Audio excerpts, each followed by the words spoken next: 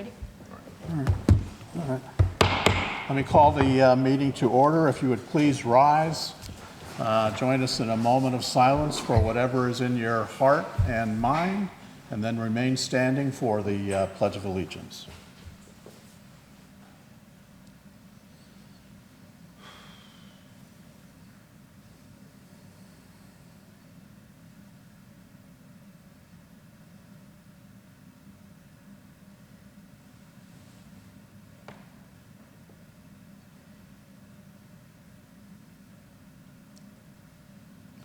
Thank you. And now join in the pledge. I pledge allegiance to the flag of the United States of America and to the republic for which it stands, one nation, under God, indivisible, with liberty and justice for all.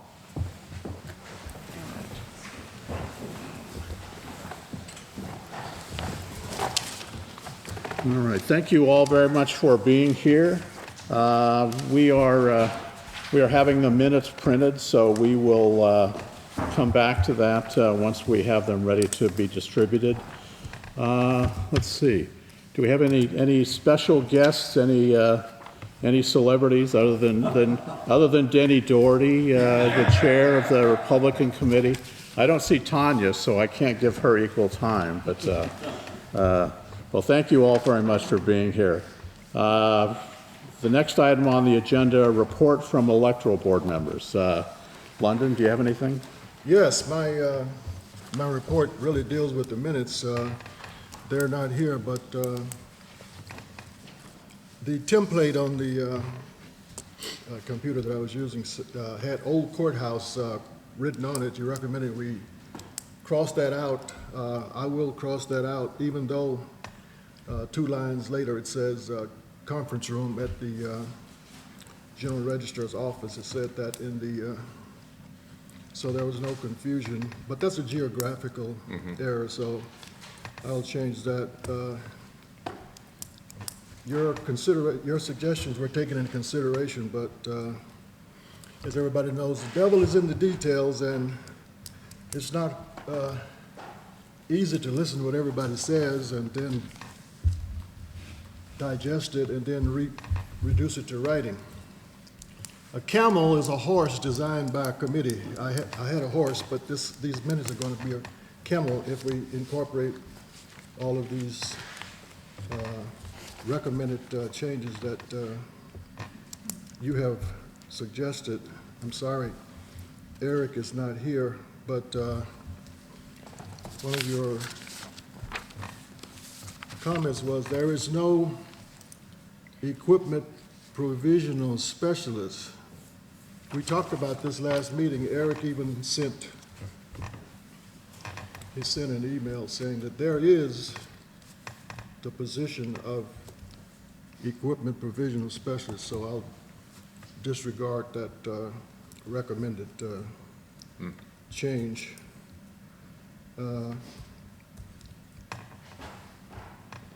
All right. Do you have anything other than the minutes? I mean, if we're gonna have the minutes in front of us, so if you want to defer and have this discussion then, do you have anything else other than the minutes that you want to comment on? Yes, I do.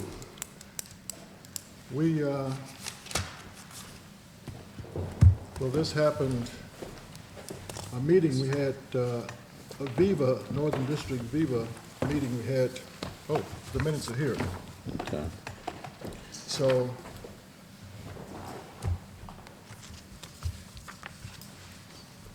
we will cross out the old Manassas Courthouse from the minutes, from these.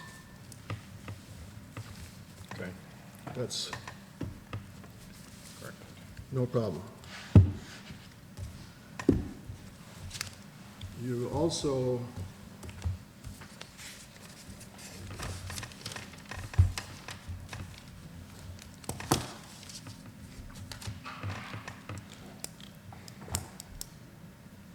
you said that we should strike out a sentence here under the General Registrar's comments.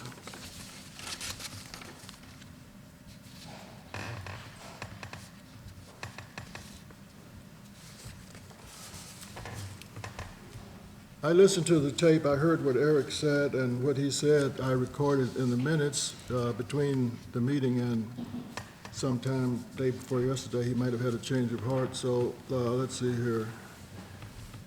The GR is moving forward with canceling those voters. That is the sentence that is in contention.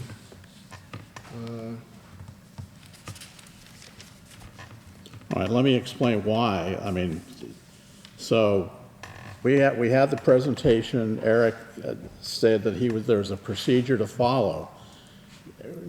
Just because someone submits a list of names that they think are no longer active voters, that doesn't automatically mean that the registrar cancels them. There's a process to go through, notifying those people. They have the right to a hearing. We have to publish notice. So to say that GR is moving forward with canceling those voters, that may happen after the end of the process, but that's not what is happening now. Eric is not going to automatically cancel those 43 names.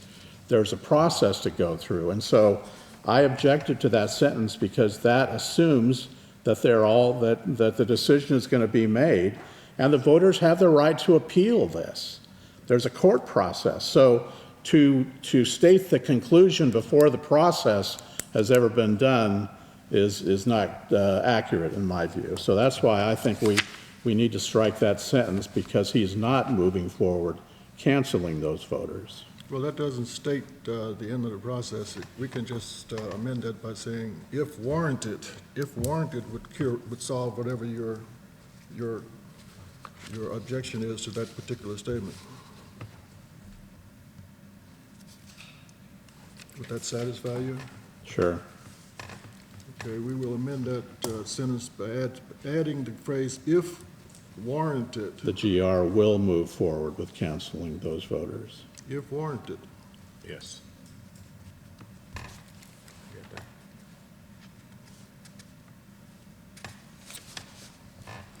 Okay, and you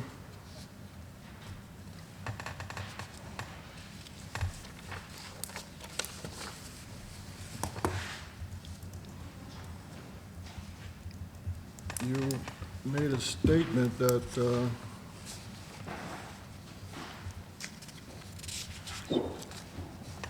the concerned citizens, you labeled them as vigilantes.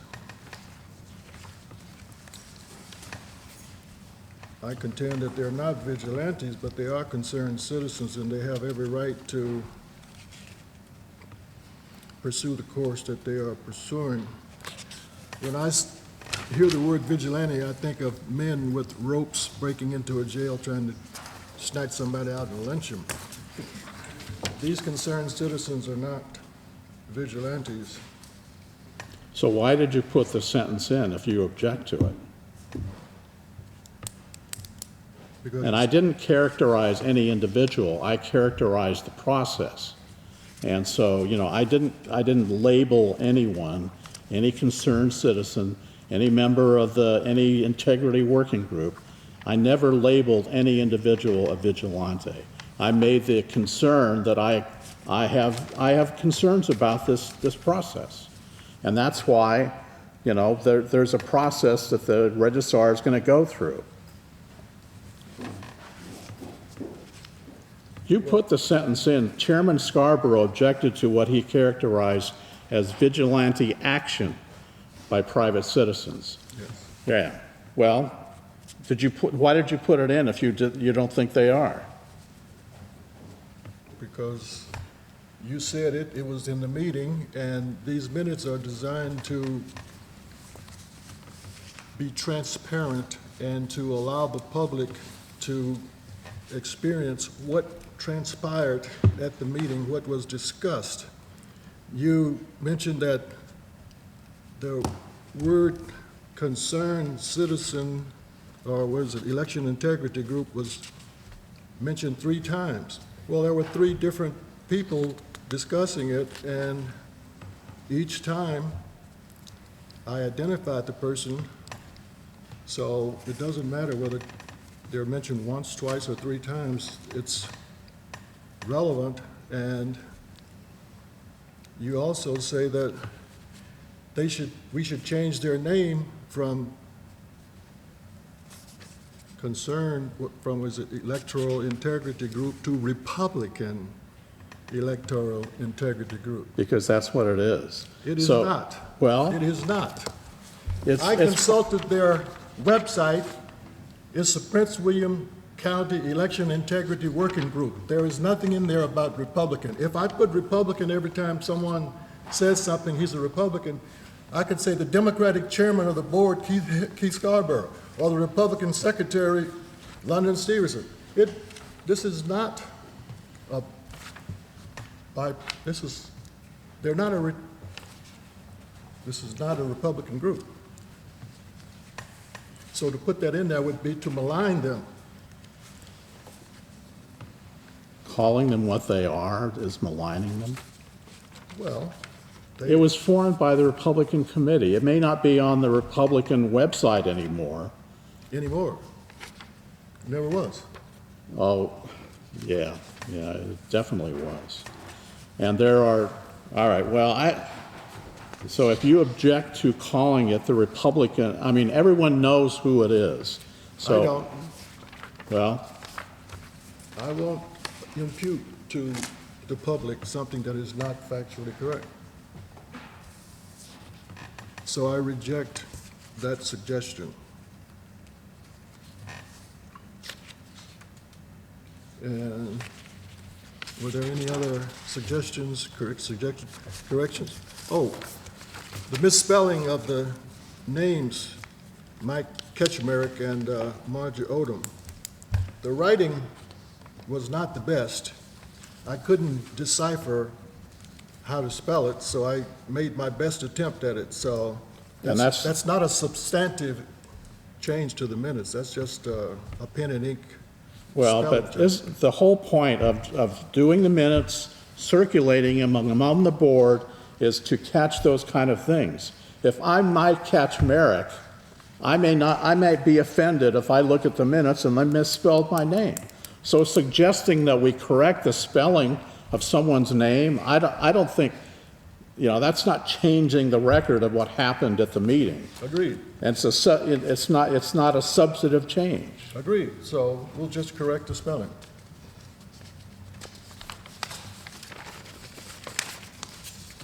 So I move that the minutes be accepted based on the minutes as corrected be accepted. And we will smooth, and the draft will become the final minutes. A second.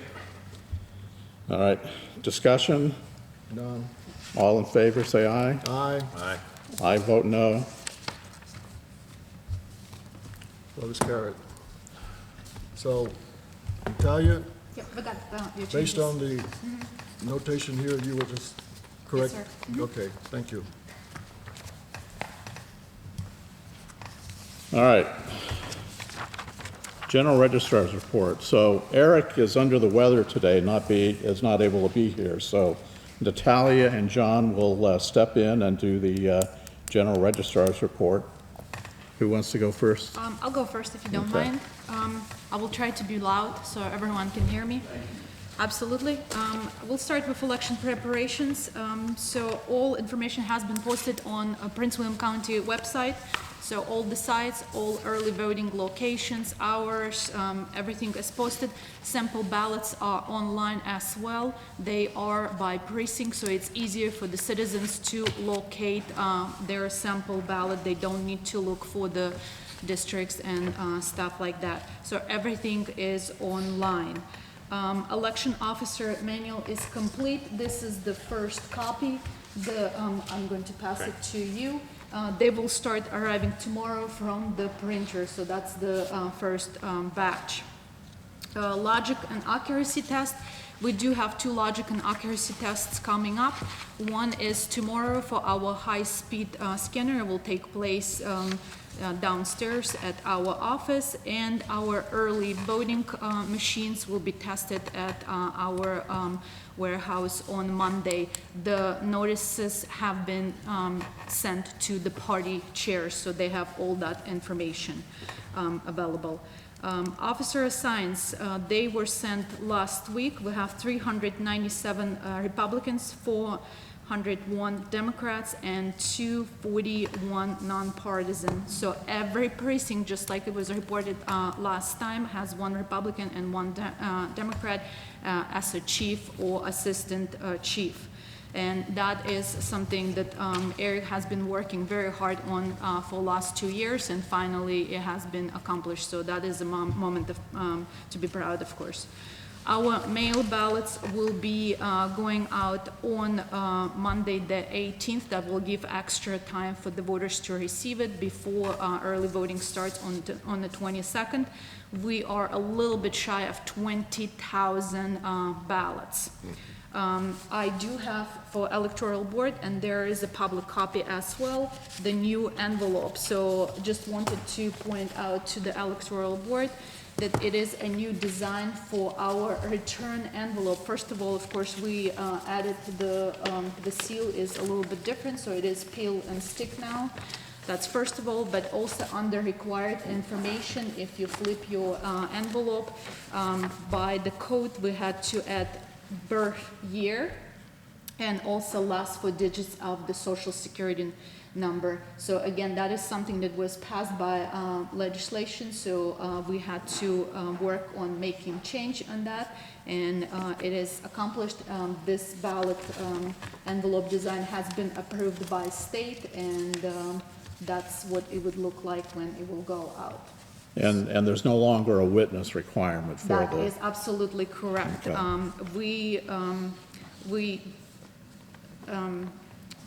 We do have on the ballot a wrap that there is a statement there that there's no longer witness signature required, and also the phone number to call our office if voters have any questions, since not everyone is aware of this change. That would be on the ballot wrap, so it would be with the instructions along with the ballot.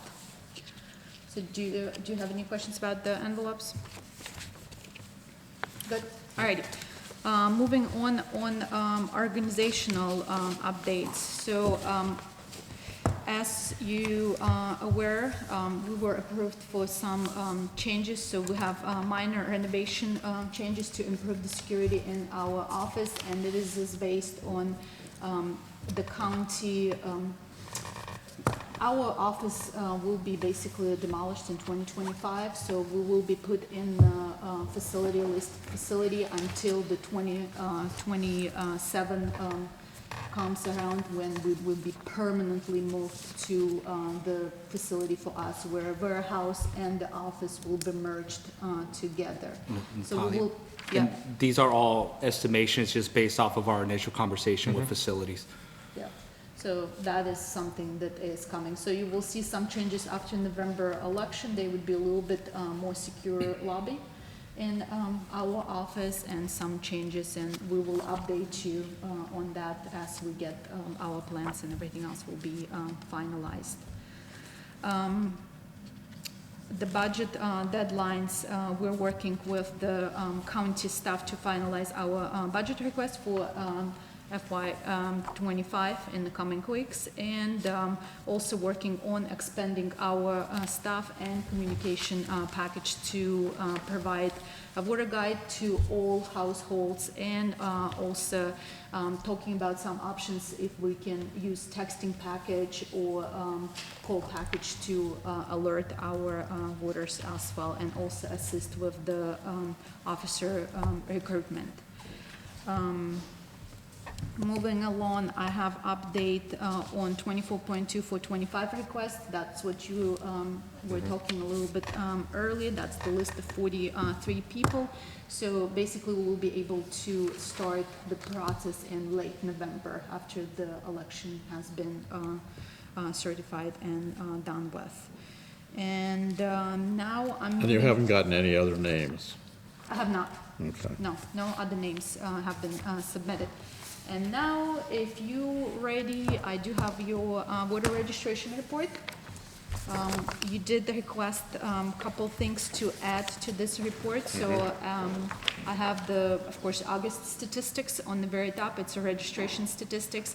Just to point a couple things out, when we had our meeting back in August, we did not have full August yet. And also one more thing changed was our NCOA confirmation letters were sent. The voters were flipped from active to inactive if they did not respond within 30 days. So right over here in August under active, you see that the number changed and inactive changed as well. So roughly about 4,000 people switched from active status to inactive. So that is the number we were waiting for last, when we had the last report. Also under updates, Mr. Vice Chair asked us to put what transactions we're doing and a little bit more of a breakout. Again, still it's work in progress, so we probably will still modify some of our numbers, whatever you guys would like to hear or see on our reports. But again, we produced the updates for you for the new registrations, transfer in and transfer out. That is just within state of Virginia, because that is not canceling their registration. This is just them transferring from one locality to another locality. Okay. And also how many transactions we have for name and address change. Sometimes it's a little change, however, it's still a transaction that requires a person to look at it and process. So Then- just, so could I ask a Yeah. question, Todd? Yeah, so just, so confirm both the transfer in and the transfer out numbers are just within the state of Virginia? Correct, absolutely. So Thank you. that calls an update for Okay. us. Yes, we do not, if person is moving from Prince William County to city of Manassas, the way we process it, Manassas City actually will process that particular transaction, but we do not cancel that voter. The voter registration goes from one jurisdiction to another. Thank you. Okay, all right. So next page, you have voter cancellation statistics, and it's just like it was presented last time.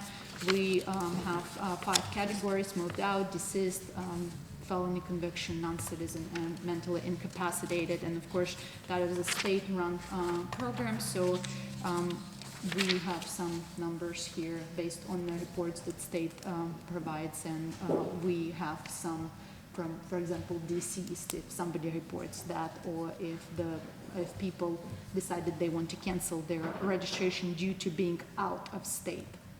Okay? And last not least, I guess on this page is the confirmation mailing. You've seen these numbers. We continue putting them on our report. However, the next confirmation mailing will not take place until February. So we are done with the confirmation mailing for right now. At least that's what, based on what state says.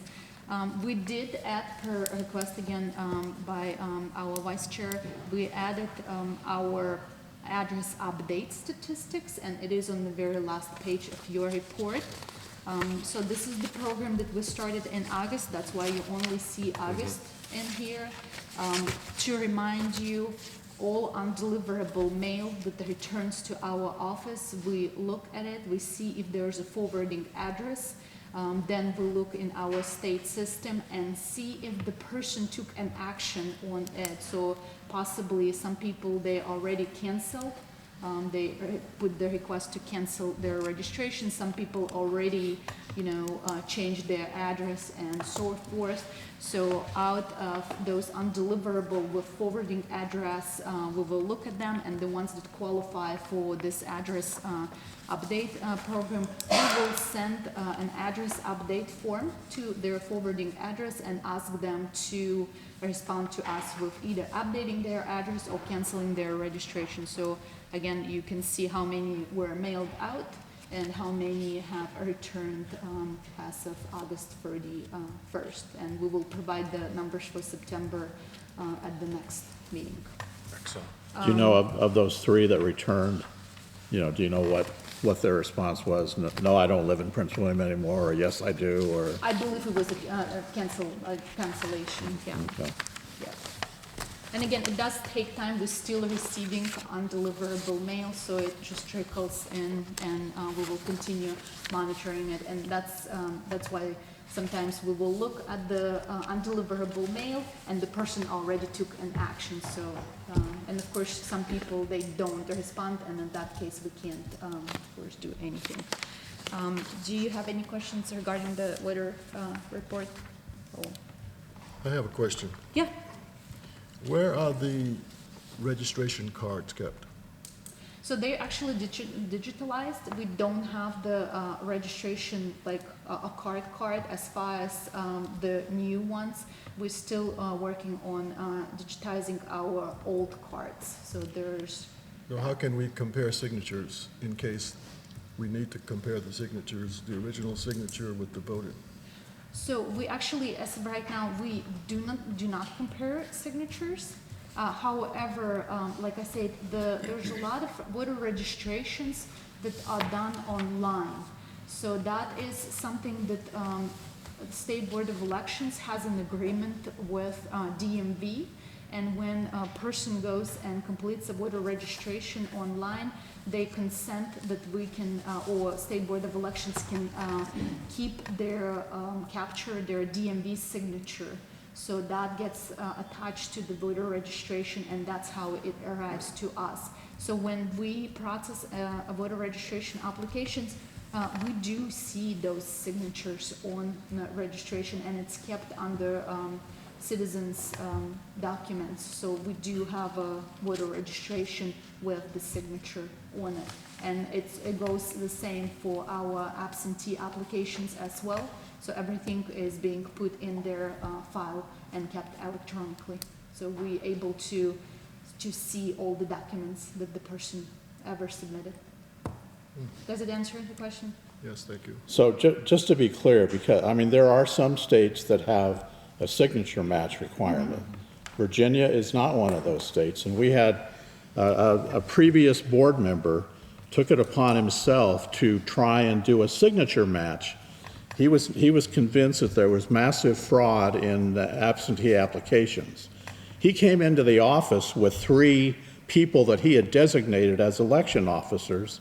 He wanted to do a signature match of the absentee ballot application with the voter registration application, which the law absolutely does not allow. And so, signature matches, they're not legal in Virginia. So there's no point in anybody trying to argue that, well, we need to have a signature match to make sure that this is who they say they are. They're not legal in Virginia. That's absolutely correct. Yes, we do not do signature match. We do have the documents, but there's no signature verification that is required as of right now. Okay. Good. All right. Moving along. The task list. You do have a hangout. Thank you. You do have a hangout of the tasks. So this is our elect task that we are following. So you can see where we're at as of right now. There are a few in the process. There are a lot of them are completed. So this is a definitely great tool for us to show where we're at, but also you guys can follow along and see what has been done and what hasn't been finished yet. So, any questions? No. Okay. All right. Before I move to the old business. Oh, sorry, I'm before, sorry. Before you move to the old business, I just wanted to give one of the updates from Eric. During last meeting, he, when you asked about the risk limiting audit and batch comparison and that stuff, he made a comment that Loudoun County did one precinct. He actually is correcting himself. We did reach out to the Loudoun County. There were more than just one precinct, and he will update you via email. So he will send you all information regarding that via email. Okay, Good. I'm done. all right, before we move on, I want to commend Eric and Dina and the entire office. So we are in a much better situation with regards to the balance of election officers, leadership, and regular officers. Now, the email that was sent out, the assignment letter that was sent out is a living, breathing document. Everybody needs to understand that, and there will be people between now and the day before election that, for one reason or another, have to drop out. And so I really want to acknowledge the incredible effort that the office has made in making sure that we have a partisan balance in all of the precincts. And I just think, that they deserve credit for an awful lot of work to bring us where we are this November, so. Okay, Mr. Chairman, anything yeah. else on? No, under the general registrar's report piece, yes, I echo your praise of the general registrar's office and Dina and the team for the election officer parity. A lot of great work there. I'd also like to commend the team on the new election officer book as well. Appreciate that. That's a helpful and very useful tool during the training and the training process before elections and obviously on election day. What I would like to do is also I'd like to propose a motion that for our next board meeting is that because absentee ballots, and again, great work on the new envelope, but because absentee ballots are becoming the standard and they're becoming the rule and not the exception, I'd like to ask our general registrar to walk us through the absentee reception and processing process for that next meeting. And so the motion on the table is to, for the next board meeting, to have the GR walk us through cradle to grave when they receive the ballot all the way through until election day for the absentee ballots. I'll second it. I don't know if you needed a motion for that, but I'll second it. Yep, absolutely. And Colleen, I'm sure will appreciate all the extra eyes and the explanation of the process. And yeah, in addition to having Eric discuss it at the next meeting, I would encourage, the processing of absentee ballots. The parties are legally entitled to have observers here, and I know that we are now in the age where we are going to have a lot of observers, and so it's an open thing, and there's no mystery. But yeah, I mean, there more and more people are doing absentee ballots. And I think it would be helpful not only for Eric to walk us through this, but also, if you want to be a party observer or, you're nominated by your party to actually sit here and watch Colleen do her magic, then, that's another option. So absolutely, yeah, I think it's good to have Eric do that. All right. So anything else on the risk limiting audit? So I assume that this is something that so there's been discussion and so I think we agreed last month to do it. So the only question is, we'll have to do all the paperwork and selecting and all that kind of stuff after the election in November. Yeah, I do have update on that. So Okay. it will actually take place during the canvass you gentlemen would decide what and how it's done. I do have London, well, you have a manual for the risk limiting audit in your package, but also London has the form that would need to be completed by the electoral board. But again, everything will be emailed to you with details and everything else, and that will be something that we will discuss at the next meeting as well, the procedure and plan. Yep. We do have, I believe we even secured the location already, right, John? Yeah, we've secured this location for that RLA, so the location has been secured. Yep. Yep. So we're prepared. Good. All right, new business, appointment of new election officers. Why don't you go ahead? Go ahead. All right, so in front of you, you all have a list of the new election officers between last board meeting and this board meeting. These election officers have been reviewed by the party chairs. We have a total of 101 election officers, 38 Democrat, 26 Republican, 37 nonpartisan, and all they're doing is just awaiting your approval. And thank you to the chairs for turning this back in a timely manner.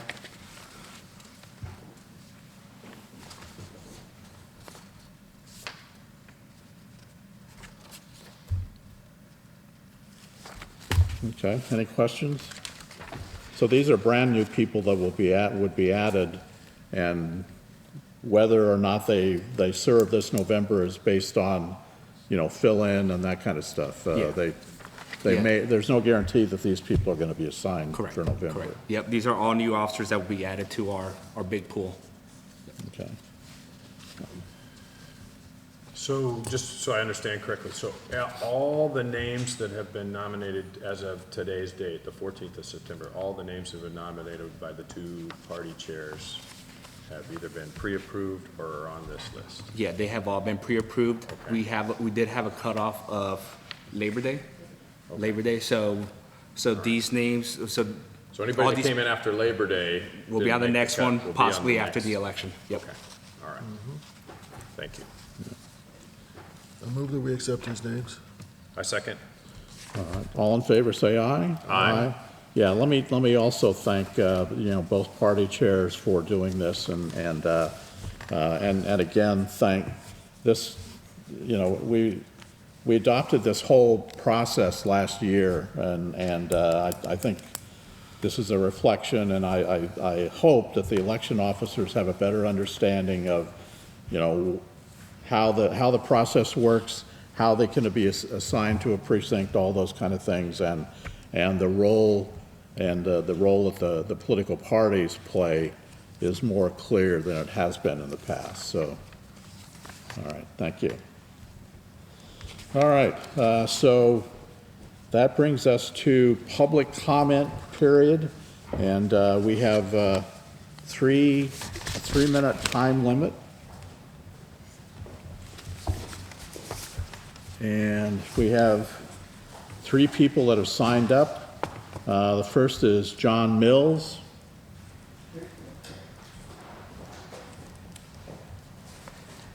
Yeah, thank you, members of the board. My name's John Mills. I appreciate your service, and I appreciate your oath of office to serve us.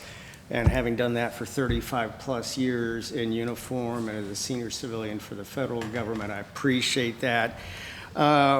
However, I do request your resignation, all 3 of you. And I've given you a list of 10 best actions here. One of the most important is the role of an election board in Virginia Code under 24.2, 106 to 109. You're supposed to be active. You're supposed to be giving active written direction to the registrar. Okay, so meeting minutes are good. Quibbling over them is good. That's not guidance. Okay, I've given you a list of 10 best practices. I see no evidence of anything going on here as far as active direction. I think it's best to just start clean. Everybody resign. Let's start over here. Very important points that I've been bringing up actually for years, some of them, but I've given you a list. Nothing happened. And just one thing, Mr. Scarborough, I would like to suggest when you quibble over signature matching, There's a difference in the law between it being silent on signature matching and it being illegal. Now I'm going to do some research. I would suggest it's silent. That's a difference. It's a very significant difference. But again, thank you for your service. I'd like to see everybody resign. Let's start fresh and clean. Thank you. That's it. All right, thank you. Next is Jeff Fuller.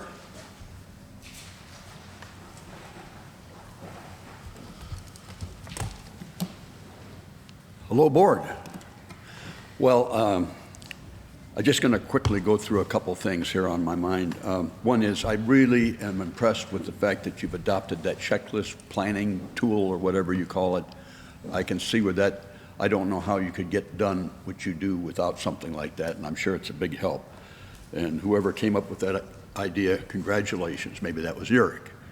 And I'm sorry he's not able to be with us. I share the congratulations to Dina and her team on the election officer business in general. Could not be happier with them. And I say this as a citizen, as the chair of the Republican Election Integrity Committee, that we're very happy with that process. The batch comparison plan, I'm anxious to hear how you're going to do that. I hope you put out some guidance and so forth. I think that's really a great advance. And I will advise you that we're going to encourage modification by elect in 2025 to allow that to happen in any election, federal, state, or whether it crosses the boundaries of Prince William County or not. Just a heads up on that. The LNA test procedures. Unfortunately, my friend Mike Wydrow is with his mom who's ill, and he has provided some input to me, which is based on a conversation he's had with Eric previously at an LNA test. And I just wanted to, rather than bore everybody with the details of it, it's a little bit one step here, one step there. I'm going to give it directly to John, if that's okay, and then you can discuss it and do with it what you will. It's a recommendation from an interested party. One of the things that I will just note is that we have guidance from Election Assistance Commission on maintaining hashtag integrity tests of equipment and hard drives and so forth as it goes through the process. I will provide a copy of that. And what it helps do is make sure that you can assure the public and the board that every machine and every drive has gone through a technical check for accuracy from the vendor all the way to the precinct. It's just another way to assure integrity of the system. So that's my comments. Thank you for your attention. Thank you, Jeff. Next is Denny Doherty. Thank you, Mr. Chairman. On behalf of the Prince William County Republican Committee, I'd like to join you and my counterpart Tanya in commending the staff on the great progress in achieving compliance by and large with the parity requirements. We have complete compliance at the chief and assistant chief level across the county, and you're darn close with respect to actual election office parity, and I'm certain that the few exceptions, I think there are about 6 on our side and probably a few on the other, can be addressed in the time that remains. A great effort, a lot of work put into it, lots of mail, lots of phone calls, and I want to especially commend the board and staff for that accomplishment. A couple of other comments I'd like to make. One is that at these meetings, it would be very helpful if there were multiple copies of the documents that are going to be presented at the meeting that are described as public documents, so that we can better follow along with what is being said rather than getting them much later, if we can guess when they're going to show up on the website.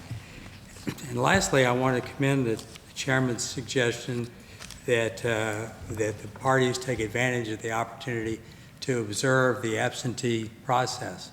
That is we need to employ our rights as election officers and observers to all processes, the CAP process, the early voting process, which looks excellent, and to observers should be able to observe not only the pre-processing process, but also the staff-run process for the initial review and cure of absentee ballots. That would be a great increase in confidence in the entirety of the process. Again, thank you for your leadership and accomplishments. Thank you. Anyone else that didn't get a chance to sign up? Would you like to come up to the front, identify yourself? The process of road construction in the county was well recognized on my way over. So I'm Colin Robinson. I'm a Gainesville resident. I have been at many of these meetings over the last few years. I just have a question. The absentee ballot is changing.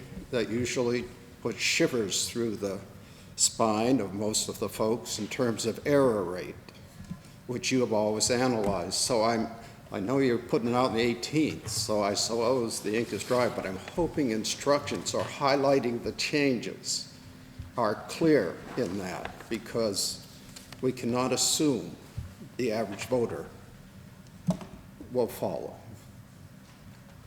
So just trying to make sure the vote counts. All right, thank you. Anyone else would like to make public comment? All right. If not, that closes public comment period. So next on the agenda is a closed session. So thank you all very much for coming.